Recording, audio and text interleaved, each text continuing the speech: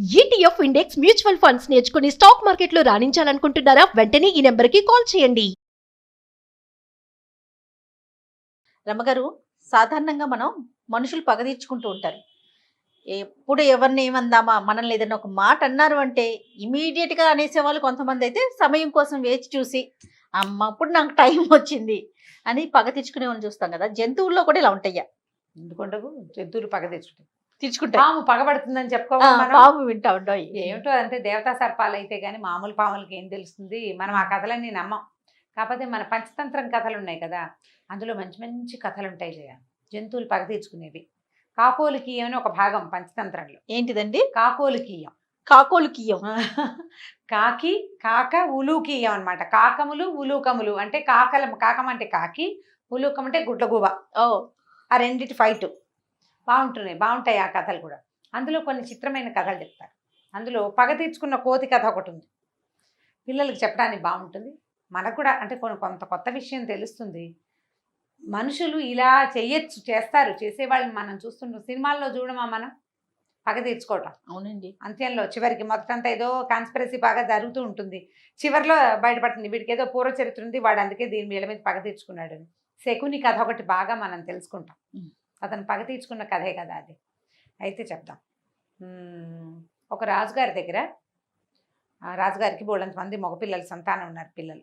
అయితే ఈ పిల్లలకి కాలక్షేపంగా ఉండటం కోసం ఒక కోతుల మందని ఈ రాజాస్థానంలోనే వాళ్ళ ఉద్యానవనాల్లోనే పెంచేవాళ్ళట. కోతుల మంద ఒకటి ఉండేది పిల్లలు ఆడుకోవడానికి. అక్కడి నుంచి దీంతో పాటు మేకల్ని గొర్రెల్ని కూడా పెంచేవాళ్ళు. పిల్లలు ఎక్కి తిరగడానికి మేకలు. ఇప్పుడు 4-5 ఏళ్ల పిల్లాడు ఉన్నాడు అనుకో, వాడు ఈ భవనం నుంచి ఇంకో భవనానికి వెళ్ళటానికి ఒక మేక ఉండేది. ఆ మేక మీద ఎక్కి తిరిగేవాడు. ఈ కోతులు మేకలు 2 మందలు చాలా యథేచ్ఛగా రాజభవనంలో తిరుగుతూ ఉండేవి. పెద్దగా అడ్డుకట్ట వేసేవారు కాదు వాటికి. మేకలను ఎక్కి తిరుగుతుండేవాళ్ళు, పాలు తీసేవాళ్ళు, వాటికి పిల్లలు పుడుతుండేవి, అదిలిచ్చేవాళ్ళు. ఇటు నుంచి అక్కడికి వెళ్ళడానికి కొంచెం అటు ఇటు. ఇప్పుడు మేకలు కొద్దిగా ఏమిటంటే వాసన వస్తుంది కాబట్టి ఇంట్లో లోపలికి పోనీయకుండా వాటిని బయట ఉంచేవాళ్ళు. కోతులు కొంచెం స్వతంత్రంగా లోపలికి పోతాయి కదా, అన్నీ తీస్తూ ఉంటాయి. కానీ ఏమిటంటే ఇళ్లలో ఉండటం అలవాటైన కోతులు అల్లరి చేయవు. అలవాటైనవి. ఇప్పుడు మన ఇంట్లో కుక్క పిల్ల ఉంది, దానికి అన్నీ ముట్టుకోకూడదని తెలుసు. కొన్ని చోట్ల మంచాలు ఎక్కదు, దేవుడి గదిలోకి వెళ్తే అమ్మ కోపం వస్తుందని చెప్తారు, అక్కడికి అలవాటైతే ఉంటాయి కదా. ఈ కోతులు మేకలు కలిసే ఉండేవి, బాగానే ఉండేది. అయితే ఈ మేకల మందలో ఒక మేక, దానికి మహా తిండి పిచ్చి, చాలా తిండి. అయితే అది ఏం చేసేది, ఎంతసేపు వంటశాలలోకి జొరబడి ఈ అన్నాలు కూరలు పప్పులు తినటం ఇష్టం దానికి. జనరల్గా మేకలకు అంత గోల ఉండదు, వాటికి మామూలు గడ్డి కాదని తింటాయి, వాటికి ఆ తిండి అందుతూనే ఉంటుంది. ఆ మేక ఒకదానికి ఒక ప్రత్యేకంగా దానికి అదొక టేస్ట్ బడ్ ఉందన్నమాట. అది వంటింట్లోకి వెళ్ళి అన్నిట్లలో మూతులు పెట్టినప్పుడల్లా వంట వాళ్ళు చేతిలో ఉన్నది ఏదో ఒకటి విసిరిస్తూ ఉండేవాళ్ళు, కొట్టేవాళ్ళు దాన్ని. అది పారిపోయేది, తొర్రుమంటుంది మేక, మళ్ళీ వచ్చేసేది. అయితే ఈ కోతుల్లో ఒక పెద్ద ముసలి కోత ఒకటి ఉండేది. ఈ ముసలి కోత అనేది, ఏమర్రా మనం ఈ ఇంట్లో ఇక్కడ ఉంటున్నాము, మన పీడకలు వస్తున్నాయిరా నాకు, ఈ మేక ఉంది చూసావా ఎంతసేపు వంటింట్లోకి వెళ్తుంది, దీనివల్ల ఎప్పుడో మన కొంప మునుగుతుందిరా. అది ఇప్పుడు వాళ్ళు అవి ఇవి విసిరేస్తున్నారా, చేతికి అందింది విసిరేస్తారు. ఓనాడు ఎప్పుడైనా కనుక ఆ పొయ్యిలో నుంచి ఏదైనా ఒకటి విసిరేశారంటే ఈ మేక వల్ల అంటుకుంటుంది, మన జాతికి ప్రమాదం వస్తుంది అని అనేది. అంటే మిగిలిన కోతులని ఎక్కిరిచే ముసలి తాతకి అన్ని దిక్కుమాలిన ఆలోచనలు వస్తాయి, చాదస్తపు మాటలు మాట్లాడుతుంది. నీకు అంత భయం అయితే నువ్వు హాయిగా మేము ఇక్కడే ఉంటామంటే, కోత అనేది మనం ఇళ్లలో ఉండేవాళ్ళం కాదురా, చెట్ల మీద ఉండాలి, ఈ బిల్డింగుల్లో ఉండకూడదు. మనం రాజు ఏదో సరదాగా తెప్పించాడు, మన దారిని మనం పోదాం, ఎవరో ఒకటిలో ఇద్దరు ఉంచుకుంటాడు. ఒక కోతో 2 కోతలే ఉంటాయి ఆ పిల్లల ఆటకి. కాస్త పెద్ద అయ్యాక ఇంకో పిల్లను కానీ ఇక్కడ బారేసి మనం వెళ్ళిపోతే సరిపోతుంది. అడవికి వెళ్ళిపోదామంటే మిగిలిన కోతులు అనేవి అడవికి వెళ్ళి ఆ చెట్ల మీద పడి ఏడిచి ఏదో దొరికింది తిని తిండి కోసం వాసిపోయి, ఎందుకు ఆ బాధ, చక్కగా ఇక్కడ ఉంటే. రాజకుమారులు ఇష్టంగా అవి ఇవి తెప్పించి పెడతారు, మన కోసం బెల్లం తెప్పిస్తారు, మన కోసం చెరుకు గడ్డలు వస్తాయి, మన కోసం మొక్కజొన్న కండలు వస్తాయి. ప్రత్యేకంగా తినేది తీసి పెడుతూ ఉంటే నీకు రోగమా, ఈ ముసలితనపు చాదస్తం కాదు అని అన్నీ తిట్టే. ఈ కోతికి నచ్చేది కాదు. కొన్నాళ్ళు పోయాక దానికి విసుగు పుట్టింది. వీళ్ళకి చెప్పైతే అర్థం కాదు, నేనైనా వెళ్ళిపోతా ఇక్కడి నుంచి, నా వంశం తాలూకు నాశనాన్ని నేను కంటితో చూడను అని చెప్పి అడవిలోకి వెళ్ళిపోయిందట. పోతే పోయింది, ముసలి చాదస్తం పోయిందని హాయిగా ఉన్నాయి ఇవన్నీ. ఒకనాడు ఈ మేక ఏం చేసిందట, రాజుగారి అబ్బాయి పుట్టినరోజో ఏదో పాయసాలు బాగా ఉండేరు 5-6 రకాల పిల్లాడికి ఇష్టమని. ఇది పోయి ఒక డేక్సాలో మూతి పెట్టేస్తుంది. పెట్టేసరికల్లా ఆ పొయ్యి దగ్గర ఉన్న వంటవాడు ఒకడు ఏం చేశాడు, పొయ్యిలోంచి కొరకంచ ఒకటి లాగి దాని మీదకి విసిరేశాడు. విసిరేసేసరికల్లా ఇదేమైంది, దానికి గడ్డం మేక కొంచెం గడ్డం పొడుగా అక్కడ అంటింది. అంటే సరికల్లా అది ఒక్క ఎగిరి పక్కనే ఉన్న అశ్వశాలలోకి దూకేసింది. అశ్వశాలలోకి ఎందుకు దూకింది, అది అక్కడ నీళ్ళు అవి ఉంటాయని దూకింది. కానీ అది పడ్డం గడ్డిమేటి మీద పడింది. వాడు అశ్వశాలలో వీటికి ఏంటంటే డ్రై ఫ్రూట్స్ పెడతారు కదా, కొంత జనుము తర్వాత గడ్డి అవి ఉంటాయి. కరెక్ట్గా బాగా ఎండిపోయిన గడ్డిలో పడింది. ఆ గడ్డి కాస్త అంటుకుంది. ఓహో, ఇక అంటుకోవటము మేకకైతే ఏం కాలేదు, కానీ అశ్వశాలంతా అంటుకుపోయి వీళ్ళు తెలివి వచ్చి చూసుకునేసరికల్లా ఏముంది, అశ్వశాలు అంటుపోయింది. గుర్రాలన్నిటికీ ఒళ్ళు కాలిపోయి, చాలా గుర్రాలు కాలిపోయినాయి. కొన్ని పోయినాయి, కొన్నిటికన్నిటికీ పుళ్ళు పడిపోయేసరికల్లా దానికి ఏదో రిపేర్ చేయాలి, ఏదో వైద్యం చేయాలి కదా. ఈ దశలో ఏం చేశారు, సరే రాజవైద్యులు వాళ్ళు వీళ్ళు వచ్చారు. ఇవన్నీ నీళ్ళు పోసి మంటలారిపోయారు. మేకలను పక్కన కట్టేశారు, కోతుల్ని ఇంకో పక్కకి సర్దారు. మరి అవన్నీ కంగాళిగా తిరుగుతుంటే కుదరదు కదా. ఈ గుర్రాలకి పుళ్ళు పడిపోయింది ఒళ్ళంతా. వీళ్ళకి రాజుగారికి మెయిన్ బలం గుర్రాలే, మంచి గుర్రాలు, అరేబియా గుర్రాలు ఖరీదైనవి. మరి వీటికి ఎట్లా పుండు మాన్పటం అనేసరికల్లా రాజవైద్యుడు అన్నాడు, కోతి కొవ్వు పూస్తే తగ్గిపోతుందండి అని చెప్పాడు. కోతుల కొవ్వు ఎలా వస్తుంది, వాటిని చంపితేనే కదా. ఈ అక్కడి నుంచి టపా ఉన్న కోతులన్నిటిని చంపేశారు వాళ్ళు. ఓహో, కోతుల వల్ల వీళ్ళకి ఉపయోగం ఏమిటి, కేవలం రాజకుమారుల వినోదం ఒకటి. రెండోది ఏంటి, అలవాటు, అంతే. ఇప్పుడు గుర్రాలు అవసరం కదా, అది గుర్రాలు చాలా తీవ్రమైన అవసరం. కాబట్టి కోతులన్నిటి చంపేసేసి కొవ్వు పూసేసి అక్కడి నుంచి ఈ ఊళ్ళలో తిరిగే కాకులు పిచ్చుకలు అవన్నీ ఉంటాయి కదా, అవి అడవి వైపుకి వెళ్ళి చిన్న పొన్న పిల్లలు 1-2 కోతి పిల్లలను కూడా వాళ్ళు బతకనివ్వాలి. వాళ్ళ దగ్గర ఉన్న మొత్తం కోతుల్ని చంపేశారు. చంపేసి ఆ కొవ్వు తీసి ఈ గుర్రాలకు పట్టించుకున్నారు. గుర్రాల పుళ్ళు మానిపోయినాయి, కోతులు ఒక్క పిల్ల కూడా లేకుండా పోయింది. ఈ ఊళ్ళో ఉన్న కాకులు కుక్కలు నక్కలు ఇక్కడ తిరిగేవి అన్నీ పోయి అడవిలో చెప్పుకున్నాయి.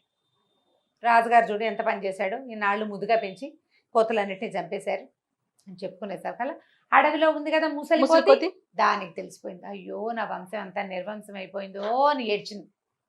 శోకాలు పెట్టి ఏడ్చింది. ఏం చెయ్యాలి, అట్లా ఏడుస్తూ అలా నడుచుకుంటూ తను ఉన్న ప్లేస్కి కాక ఇంకా ఎక్కడికో వెళ్ళిపోయింది. ఏడుస్తూ వెళ్ళిపోతే వెళ్ళగా ఏడవగా దాహం వేస్తుంది. సరే ఏమైంది, ఆ అడవిలో మధ్యలో ఒక పెద్ద కొలను ఉంది. ఆ కొలను దగ్గరికి వెళ్ళి మంచినీళ్ళు తాగుదాం అనుకుంది. కానీ ఏడుస్తోంది, కానీ దాని బుద్ధి కుశలమైంది. ఆ చెట్టు ఏ చెట్టు మీద కూర్చుందో ఆ చెట్టు మించి దిగి కిందకి చూడబోయేసరికల్లా చాలా జంతువుల కాళ్ళ గుర్తులు చెరులోకి ఉన్నాయి.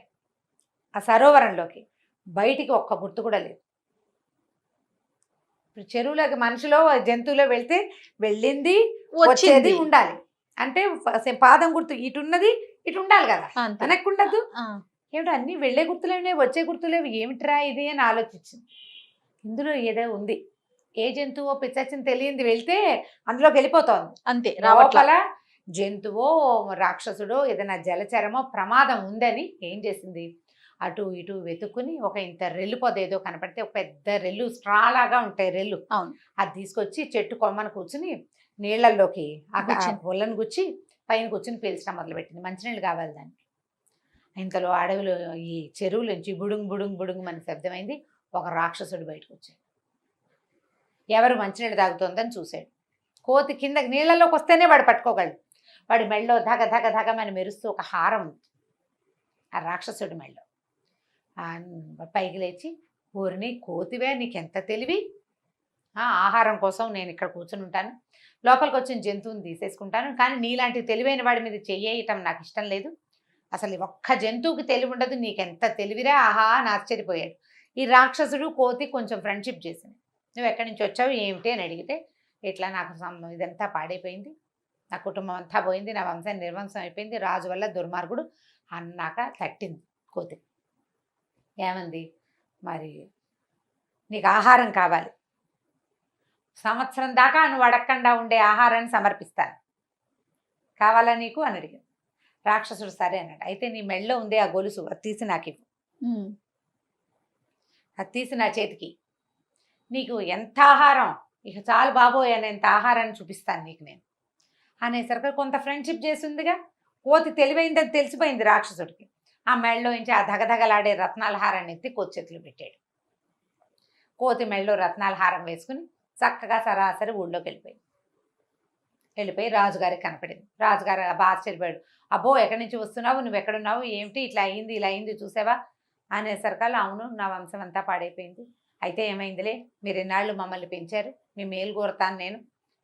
వాళ్ళు పిచ్చి వెధవులు, మేమందరం వెళ్దాం రండిరా అంటే కొంతమంది అయినా నాతో పిల్లలైనా రాలేదు. సరే వాళ్ళ దశ ఎట్లా ఉంది, పోనీలే రాజు సేవకులం కదా మేము, నీకు ఉపయోగపడ్డామని మర్యాదగా మాట్లాడి ఆ రాజు ఆనందించాడు. దాని మెడలో ఉన్న రత్నాల హారం మీదే ఉంది ఆయన దృష్టి. ఏమిటి ఎక్కడిది హారం, ఎంతో బాగుంది, భలే బాగుంది అన్నాడు. అనేసరికల్లా ఫలానా ఒక చెరువు ఉంది అడవిలో. ఆ చెరువులో సూర్యోదయంతో లోపలికి అందరూ కుటుంబం అంతా ప్రవేశిస్తే అందరికి తలా ఒక హారము దొరుకుతుంది. దాని నిండా రత్నాల హారాలే. దానికి ఒక మంత్రం ఉంది, నేను ఆ మంత్రం చెప్తాను, నీకు ఇష్టమైతే రా అని చెప్పేసరికి రాజుకు రత్నాల హారం చూస్తే సరదా రాదు. ఆ హారాన్ని పరిశీలించారు. అసలు మనకు దొరికేది కాదు, అది అపూర్వమైన హారం. ఎంత ఖరీదు ఉంటుంది.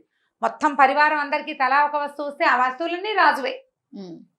ఎంత చెరువు ఏమిటి కనుక్కున్నారు. చాలా పెద్ద చెరువు, అందులో ప్రవేశించారు. సరే బాగుంది, అందరూ దిగి తీసుకోవటమే, దిగిన వాడికి చేతిలోకి వస్తుంది అంతే. నా కుటుంబం అంతా ఉంటే మా అందరం మేము తలా ఒకటి తెచ్చుకునే వాళ్ళం, నువ్వు నా కుటుంబంలో భాగమే కదా అని రాజుని ఒప్పించింది. సరే అన్నాడు రాజు. మొత్తం పరివారం గిరివారం అందరూ పోయారు అక్కడికి. పోయాక ఈ కోతంది, రాజా నువ్వు మాత్రం గట్టు మీద ఉండు, పరివారం అంతా ఒకటేసారి దిగాలి అన్ని పక్కల నుంచి అని మొత్తం గుంపుని దింపారు. దింపిన మరుక్షణం మొత్తం అందరినీ మింగేశాడు రాక్షసుడు. నగలేవు, నాణ్యాలు లేవు, లోపలికి వెళ్ళిన వాడెవడు బయటికి రాలేదు. లబలబలాడిపోయాడు రాజు.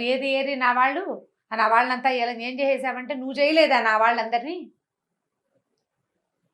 బతుకున్న వాళ్ళని చంపి బతుకున్న కోతుల్ని నువ్వు గుర్రాలకు వైద్యం చేయించావు, నా వంశం నిర్వంశం అయినప్పుడు నేను ఏడవలేదా, నన్నెందుకు బతికించండు, నువ్వు ఒక్కడు ఈ అందరూ పోతే ఒక్కడే ఉండటం ఎంత కష్టమో నీకు తెలియచేయాలని చేశాను. ఈ రత్నాల హారం కూడా నాది కాదు అతనిదని మెళ్ళ తీసి విసిరేసింది కోతి లోపలికి. ఇది కూడా నీకు దక్కదు, నేను నన్ను చంపేసినా సరే ఇప్పుడు నువ్వు ఈ హారం మాత్రం నీకు దక్కదు, నీకు కుటుంబం లేదు హారం లేదు, తీసి విసిరేసేసింది. లోపలికి వెళ్ళిపోయింది, నీళ్ళలోకి వెళ్ళిపోయింది. నీళ్ళలోకి వెళ్తే రాక్షసుడు తీసేసుకుంటాడు, అది వాడిది కదా. ఆహారం ఇంకా అడగకుండా సరిపోయింది. రాజు ఏడుస్తూ వెనకాలకి వెళ్ళిపోయాడు. మొత్తం కుటుంబం అంతా పోయింది ఒక్క దెబ్బకి. ఈ కోతి పగ తీర్చుకుందనమాట. అది ముందు బుద్ధి చెప్పింది, దాని కుటుంబం వినలేదు. పెద్దవాళ్ళు చెప్తే వినాలి ఖచ్చితంగా. లేకపోతే ఇప్పుడు ఇప్పుడు కోతి తీర్చుకున్న పగ తీర్చుకునే ప్రయత్నాలు చేయకూడదు మనం. అది కాదు చేయవలసింది. ఒక పెద్దవాడు ఎందుకు చెప్తున్నాడు అనేది మనం కొద్దిగా ఆలోచించి కొంతైనా దానికి గనక ఒప్పుకుంటే ఇలా నిర్వంశమైపోకుండా, ఇంత చెడిపోకుండా, సంసారాలు పాడైపోకుండా పెద్దవాళ్ళు చాలా అవసరం. సలహా చెప్పేవాళ్ళు తప్పకుండా కావాలి. ఇప్పుడు మనం ఏమనుకుంటాం అంటే సలహా చెప్పడానికి ఎవరో ఒకళ్ళు దొరుకుతారు అనుకుంటాం. వాళ్ళు మన సొంత వాళ్ళు కాదు, మనకి మాట చెప్తారంతే. మన మీద ఆపేక్ష ఎందుకు ఉంటుంది ఎవరికైనాను? అంతే కదా, ఉండదు కదా. మనం కాదు రమ్మగారు, ఇప్పుడు మనం చెప్తే మన వైపు చెప్తారు బయట వారైతే. అదే మనం ఇప్పుడు మనకి ఎవరితో అయితే ఇష్యూ ఉందో వాళ్ళు చెప్తే వాళ్ళ వైపు చెప్తారు. అదే మన మనుషులకే కదా మన గురించి తెలుస్తుంది. అవును, మన పూర్తిగా మన మయ్యలు కోరేది మన పెద్దవాళ్ళే. కాబట్టి పెద్దల మాట చద్ది మూట, తప్పకుండా పెద్దవాళ్ళ మాట వినాలి. పెద్దవాళ్ళు చెప్పినట్టు చెయ్యాలి అని చెప్పడానికే ఈ కథని చెప్పబడింది అన్నమాట. చాలా బాగుంది రమ్మగారు, సూపర్.